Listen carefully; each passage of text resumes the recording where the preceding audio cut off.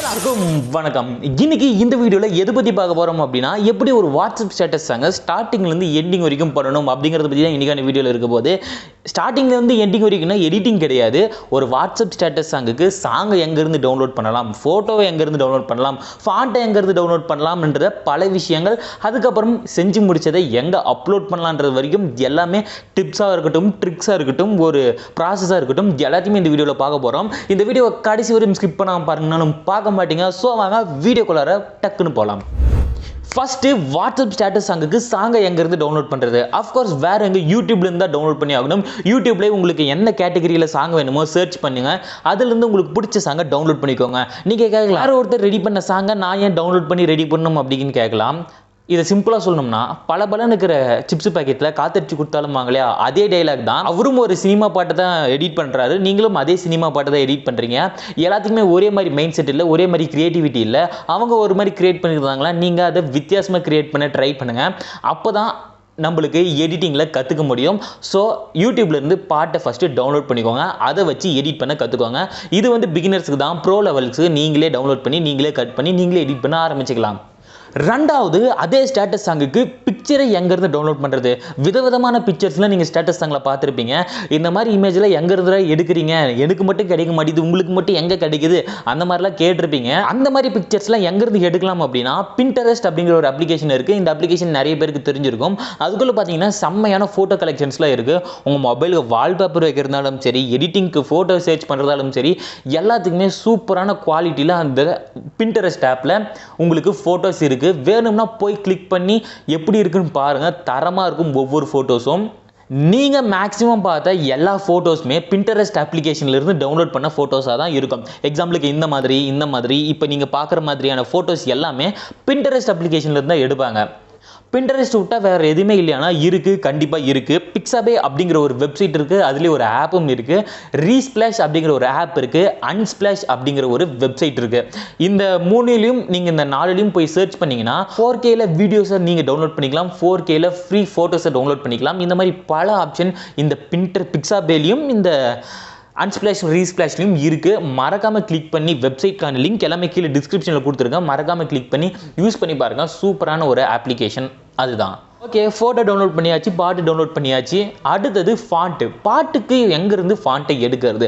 டிஃப்ரெண்டான ஃபாண்ட்ஸ் எல்லாம் நீங்கள் வந்து ஒரு ஸ்டேட்டஸ், பழைய ஸ்டேட்டஸ் சாங்லலாம் பார்த்துருப்பீங்க. அந்த ஃபாண்ட்ஸ் எல்லாம் எங்கேருந்து எடுக்கிறாங்க அப்படின்னு என்னைக்காச்சும் யோசிச்சிருக்கீங்களா? அந்த ஃபாண்ட்ஸை எடுக்கிறதுக்கு இன்டர்நெட்லேயே நிறைய வெப்சைட்ஸ் இருக்குது.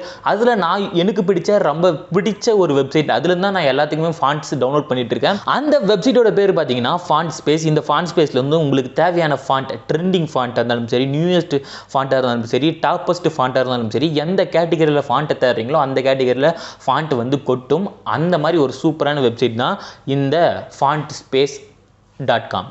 ஓகே, பாட்டும் டவுன்லோட் பண்ணியாச்சு, ஃபாண்ட்டும் டவுன்லோட் பண்ணியாச்சு, ஃபோட்டோவும் டவுன்லோட் பண்ணியாச்சு. அடுத்தது என்ன? எடிட்டிங் தான். இந்த எடிட்டிங்கை பற்றி சொல்லணும்னா அது பெருசாக போய்கிட்டே இருக்கும். அது வந்து தனி செக்ஷன். இப்போ எடிட்டிங் பண்ணிட்டீங்கன்னு வச்சுக்கோங்களேன். எடிட்டிங் பண்ணிவிட்டு எக்ஸ்போர்ட் பண்ணுறீங்க. எப்படி எக்ஸ்போர்ட் பண்ணணும்? எக்ஸ்போர்ட் பண்ணும்போது எந்த பிரிண்டில் எக்ஸ்போர்ட் பண்ணணும் அப்படிங்கிற கேள்வி இருக்கும். எக்ஸ்போர்ட் பண்ணும்போது 720 பிரிண்டில் எக்ஸ்போர்ட் பண்ணுங்கள். எதில் பண்ணாலும் 720 இல்லைனா 180 கூட தேவையில்லை, 720 பண்ணிங்கனாலே கிளாரிட்டியாக இருக்கும். எக்ஸ்போர்ட் பண்ணிவிட்டு அப்படியே நீங்கள் எந்த வெப்சைட்லையும் சரி, எந்த ஒரு சோஷியல் மீடியாஸ்லையும் அப்லோட் பண்ணாதீங்க.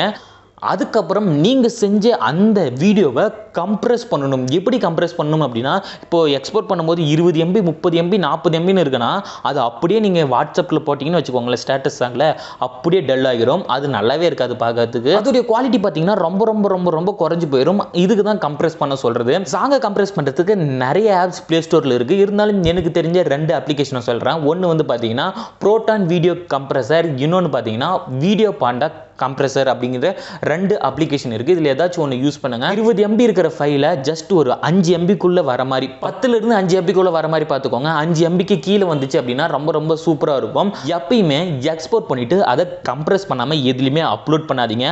ஓகே, கம்ப்ரெஸ் பண்ணியாச்சு. எதில் நான் அப்லோட் பண்ணுறது? தாராளமாக நீங்கள் எதில் வேணாலும் அப்லோட் பண்ணலாம், யாரும் கேட்க மாட்டாங்க.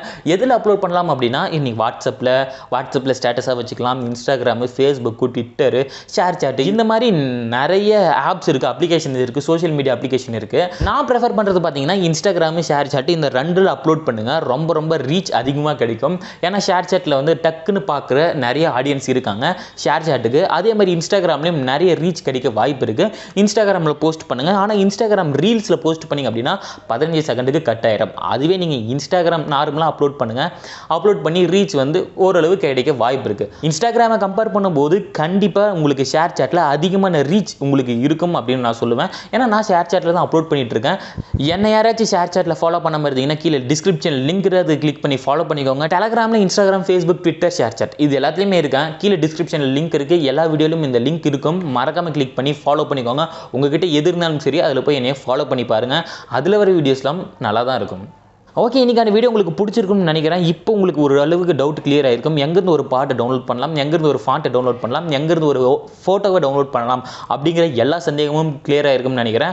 அதே மாதிரி இப்போ நான் காமிச்ச டிஸ்பிளே பண்ண ஃபோட்டோஸ்க்கான லிங்க் எல்லாமே கீழே டிஸ்கிரிப்ஷனில் டைரக்ட் டிரைவ் லிங்காக இருக்கும். அதை கிளிக் பண்ணிங்க அப்படின்னா டைரெக்டாக போய் டவுன்லோட் பண்ணிக்கலாம்.